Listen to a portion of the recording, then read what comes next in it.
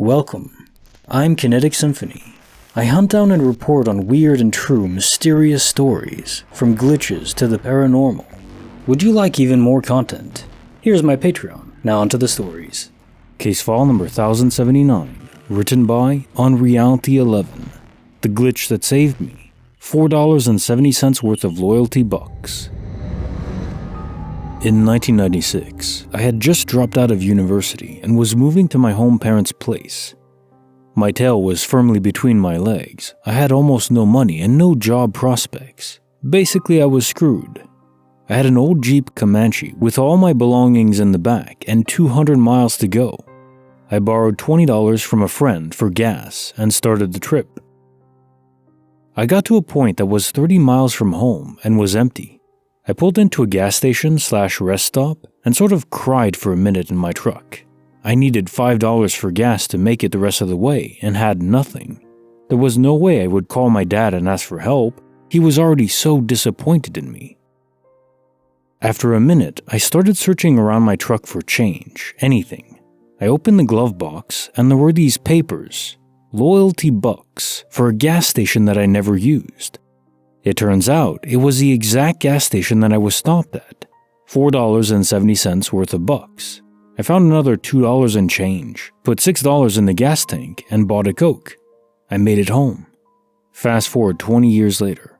I had sorted out my crap and I'm a lawyer now. That gas station hired me as their outside counsel. I got to tell the story to the president of the company. Case notes are file 1079. The glitch that saved me $4.70 worth of loyalty bucks. This is such a powerful little story. And if there were higher level machinations involved, or if it's a 1 in a billion coincidence, either way, wow. A lot of wild coincidences do happen to us all the time that we don't really notice because their impact is kind of minor at most. In this case, the fact these loyalty points were for a gas station you never used before and just happened to be at in that exact place, that's just pure happenstance. Did something ordain it? Because that seems so specific. And then of course, you end up being their legal counsel 20 years later. That's amazing. Maybe you were kind of influenced to that end because of the importance, the psychological impact of this event.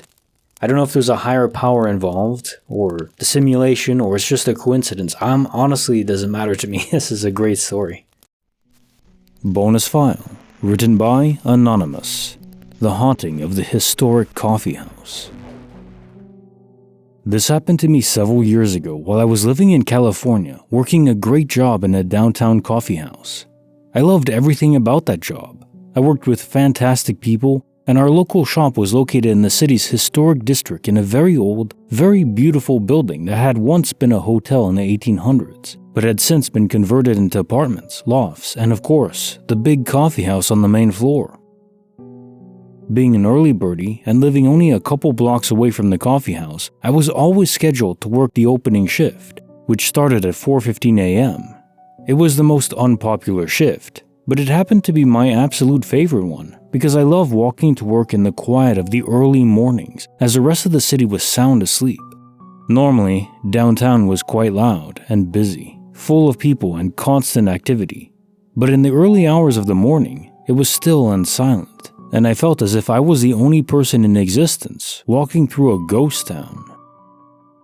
Every day, I arrived about 10 or 15 minutes early for my shift and would wait for my manager on the patio outside of the shop. It was always just the two of us working that early shift, and my manager was often running a little bit behind and never arrived before I did, but I didn't mind it at all. I liked to spend some time by myself on the patio outside of the darkened shop, gathering my thoughts while I waited for him to walk up with his keys to unlock the doors. One morning, as I was walking to work and approaching our building, I noticed that the coffee house was brightly lit up, as all the lights were already turned on and shining through the store's giant glass windows. I was about 10 minutes early that morning, so I was very surprised to see that my manager had arrived before me and had already started opening up the shop. I walked up to the glass door and pulled on the handle to let myself in, only to find that it was locked shut. That wasn't really unusual, as we often kept the doors of the employee entrance and main entrance locked while we got everything ready for the day and went through our morning procedures until 5 a.m., which was our official opening time. What was unusual, though, was a sound of music I could clearly hear drifting through the speakers inside the store. This was during the holiday season, so we were playing Christmas music throughout the day, but never turned it on until about 9 in the morning or so, out of respect for all the tenants living in the apartments above us. But on this particular morning, I could hear the Christmas music already playing its familiar loop at a rather high volume inside the store. I thought it was odd, but decided that maybe my manager was just feeling extra festive that day and wanted to listen to some tunes while we worked. I knocked on the employee entrance door and waited for my manager to come and let me in. I looked through the glass and watched for him. He didn't come, so I knocked again and waited some more. He still didn't appear, so I knocked again and again. I then walked to the main entrance doors and tried knocking on those with no luck. I checked my watch and saw that I had 5 minutes until I needed to clock in. I knocked again, much louder this time, and looked inside through the glass door for any signs of my manager. And that's when I heard the muffled sound of voices coming from the back of the store where the kitchen of our coffee shop was located. At that quiet, early hour in the morning, every sound seemed to be amplified, and what I could distinctly hear was 2 male voices talking and laughing together.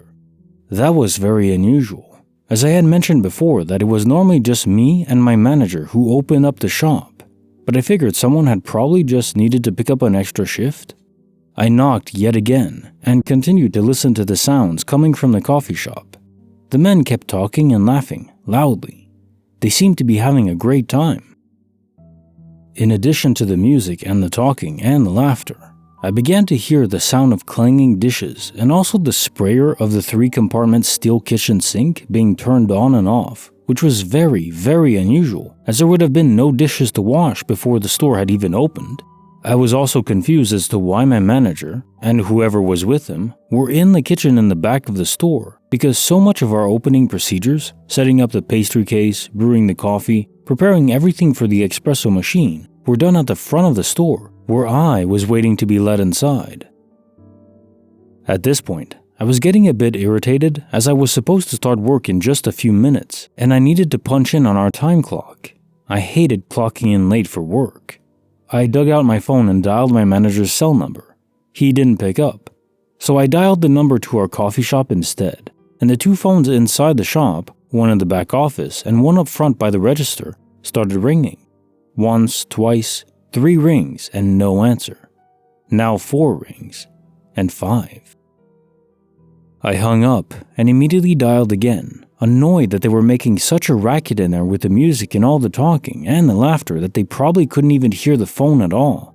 Just as before, nobody answered. I hung up and redialed the store for the 3rd time. The phone rang and went unanswered, so I banged on the door yet again to no avail. I looked at my watch. I was officially late for work. As I was standing in front of the locked door with my phone against my ear, becoming more and more irritated, I noticed a pair of headlights reflecting in the glass rolling up behind me. I turned around and saw something I did not expect at all. It was my manager. "I'm so sorry I'm late," he said as he climbed out of the driver's seat and shut his car door and hustled up to the shop's entrance. "I tried to get here as fast as I could," he said, as he moved toward me and fumbled with his keys trying to find the one to the shop door. "You're mad," he said. "I can tell. I'm really sorry." Completely confused, I put my phone away and turned to head into the store with him. And that's when I lost my breath for a minute. The coffee shop was totally dark. None of the lights were on, not a single light, and it was dead quiet. The Christmas music had stopped, and so had the voices and laughter. All of the loud noise had disappeared. Every sound I had been listening to just seconds before had suddenly vanished. "I promise I'll be here on time tomorrow," my manager said as he fit his keys into the lock. "I'll even be early. You'll be shocked." Little did he know that I could not possibly be more shocked to see him than I was at that very moment, as he opened the door to the silent, completely empty coffeehouse. I was speechless. Case notes for the bonus file. The haunting of the historic coffeehouse. How would I react to this? I'm thinking I would just be as speechless as you were. And I wouldn't have told my manager either, just in case. Are you crazy, dude? It's Christmas time. Let's not talk about spirits and all that. Is what the manager would probably have said, because most people are just normal. They don't want to think about supernatural stuff. Curious this occurred when the manager was so late, though. I don't know if it's spirit related. Why would they literally hold some Christmas party like that, these spirits? And the lights would have been visible by your manager who was approaching before you even turned around to see their headlights in the car. So they would have noticed that the lights were on and wondered how did you turn them on if it was locked. They wouldn't have reacted the way they did, the manager. So maybe it's just multiversal peering. In another world, perhaps a copy of yourself and your manager were in early and indeed feeling oh so festive. And now time for the quote of the day. It is often said that before you die, your life flashes before your eyes. It is in fact true. It's called living. Terry Pratchett. Indeed, our life is flashing before our eyes right now. Buffered reality or not, it's flashing at 1 second per second. And yet, did it already happen? Are we actually living it the first time now? Or are we just living a replay? Either way, this is our life and we're seeing what's happening. And it's pretty interesting, isn't it? I have no complaints. Well, maybe that I can't eat unlimited chocolate without getting fat. That's one complaint. Needs an update. And like the video, subscribe, hit the bell. Kinetic Symphony signing off.